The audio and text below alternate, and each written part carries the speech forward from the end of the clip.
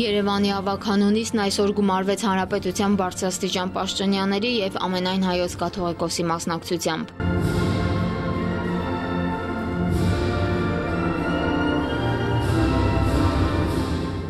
Երևանի 53-րդ քաղաքապետը նրանց առջև երդվեց, աջ ձեռքը Երևանի մասին օրենքին դրած։ Երդվում եմ Երևանի քաղաքապետի լիազորությունները իրականացնելու ընթացքում պահպանել Հայաստանի Հանրապետության սահմանադրությունը, օրենքները, Երևանի ավագանու որոշումները, ազնվորեն և բարեխղճորեն կատարել Երևանի քաղաքապետի լիազորությունները, ծառայել Երևանի բարգավաճմանը, գործել ի բարօրություն նրա բնակիչների։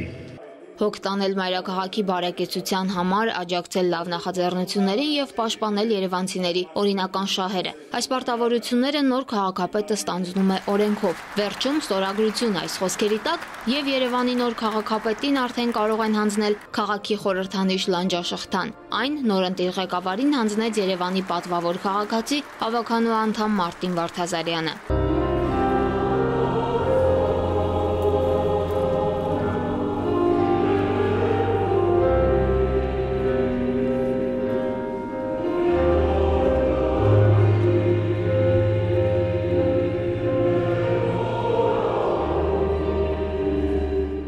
Արարատյան հայրապետական թեմի առաջնորդական փոխանորդ նավասարդ արքեպիսկոպոս Կճոյանի օրհնության խոսքերից հետո առաջինը քաղաքապետին շնորհավորեց հանրապետության նախագահը, հորդորելով հուսախաբ չանել այն մարդկանց, ովքեր վստահել են իրեն։ Սերժ Սարգսյանն անդրադարձավ նաև պետական պաշտոնյայի որակներին, հույս հայտնելով, որ Կարեն Կարապետյանը կարող է լինել լավ կառավարիչ։ Մաղթում եմ, պարոն Կարապետյան, որպեսզի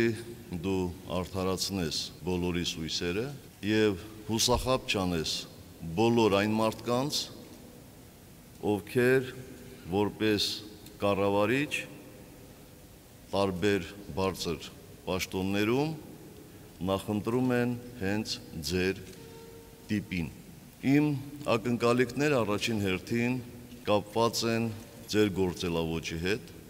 Մայրաքաղաքի ղեկավարի պաշտոնում կիրականացնի Կարեն Կարապետյանը իրեն վստահողների սպասումները։ Այդ մասին եզրակացություններ անելու ժամանակ դեռ կա։ Եթե չլինեն անակնկալ դեպքեր, նոր քաղաքապետը կպաշտոնավարի 3 տարի, մինչ ավագանու հաջորդ ընտրությունները։ Աննա Դավթյան, Վահե Հովսեփյան, Երկիրն այսօր։